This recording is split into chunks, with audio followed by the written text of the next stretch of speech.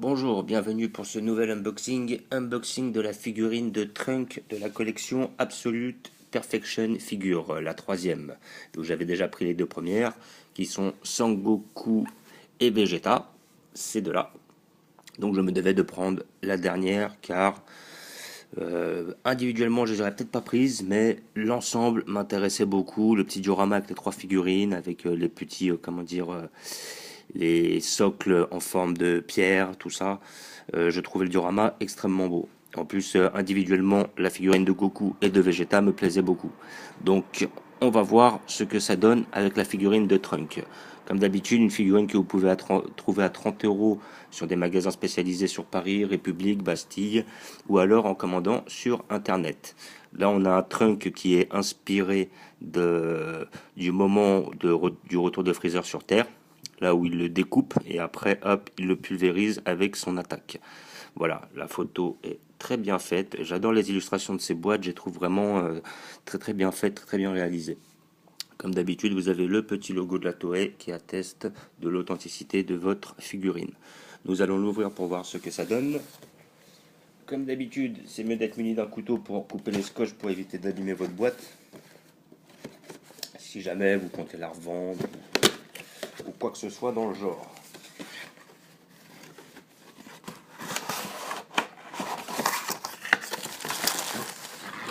Alors, vous avez le trunk qui est en 1, 2, 3, 4, 5, 6 éléments. 7 même, je dirais plus. 7 éléments. Donc vous avez, comme d'habitude, le petit rocher. Enfin, celui-là, plus ça va, plus ce sont des rochers qui sont hauts. Vous avez la partie haute du corps. L'épée qui va avec. Les deux petits éclairs qui ne servent pas à grand chose. Et vous avez la partie basse, évidemment. Et oui, ne pas oublier la tige qui vous permet à votre bonhomme de tenir. Vu qu'il a une pose dynamique en l'air, il est évident qu'il faut une tige pour le tenir. Voilà, donc nous allons monter tout ça. C'est toujours assez simple. Ouais, ça n'a pas l'air de tenir des masses, mais sinon ça va, ça va. Alors, hop, l'épée se met comme ça, visiblement. Voilà. Ouais, la partie du corps n'a pas l'air de super bien tenir. Je pense que comme il sera en équilibre, il va tenir pas mal. Donc on va mettre tout de suite les deux parties de flamme là pour créer un effet. Truc que j'adhère pas trop, sincèrement. Je pense que je les enlèverai. J'ai déjà enlevé sur mes deux autres figurines parce que je trouvais ça plus beau sans. Après, ça sera vraiment suivant le goût de chacun. Mais vraiment, je préfère sans. Donc, je vais relever tout ça pour montrer ce que ça donne. Alors, eh ben, c'est une très belle pièce. Voilà. Alors, je me rappelle, ils avaient sorti un trunk de la même transformation chez BWFC. J'aimais pas la pose, c'était la raison pour laquelle je l'avais pas prise. Elle était plus détaillée. Moi, d'après ce que j'étais amené à remarquer, plus de détails au niveau du manteau, tout ça au niveau des jambes. Mais celle-là est quand même pas mal. Elle est bien. Ils ont bien respecté le design. Celle-là est sans doute plus fidèle à l'animé. Comment dire, ils ont pris moins de liberté avec le personnage. Par contre, je la trouve vraiment, vraiment belle, hein, vraiment très intéressante, vraiment belle. L'épée est bien faite, l'attaque est bien respectée. Et au niveau du visage, on sent un petit sourire sadique qui correspond pas trop au personnage, hein. Généralement, je me rappelle qu'il était plutôt très sérieux quand il a découpé Freezer. Donc à la gueule, j'aurais peut-être préféré un visage un peu plus sérieux. Voilà. Mais bon, voilà, c'est un détail, hein. Vu que la figurine est vers le bas, c'est pas la chose qu'on remarque le plus.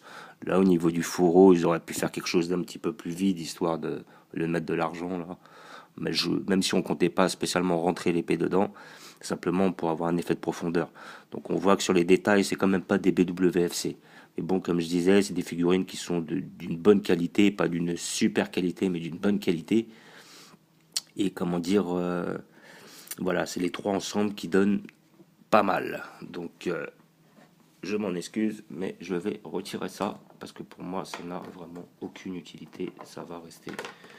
Je la préfère largement comme ça. C'est pour ça que j'ai ramené les deux autres où je fais exprès de ne pas laisser. Voilà. Et donc, nous avons un super diorama. Vraiment, le diorama est super beau. Vraiment. Là, je trouve que là, ils ont vraiment assuré sur ces figurines-là. Elles sont super belles, quoi. Rien à dire. Les trois ensemble, ça déchire. Voilà. Après, bon, maintenant, si vous voulez prendre les trois en magasin, ça vous reviendra à 30 euros chacune. Donc, c'est vrai que c'est un petit billet de 90 euros à lâcher. Mais après, bon, chacun voit midi à sa porte, comme dit le proverbe. Moi, je suis content de les avoir. Ça me dérange pas de les avoir lâchés. Et en plus, la chance que j'ai eue, c'est qu'il y a une des trois que j'ai pu toucher à beaucoup moins cher parce que j'ai eu des réductions. J'ai touché à 5 euros au lieu de 30.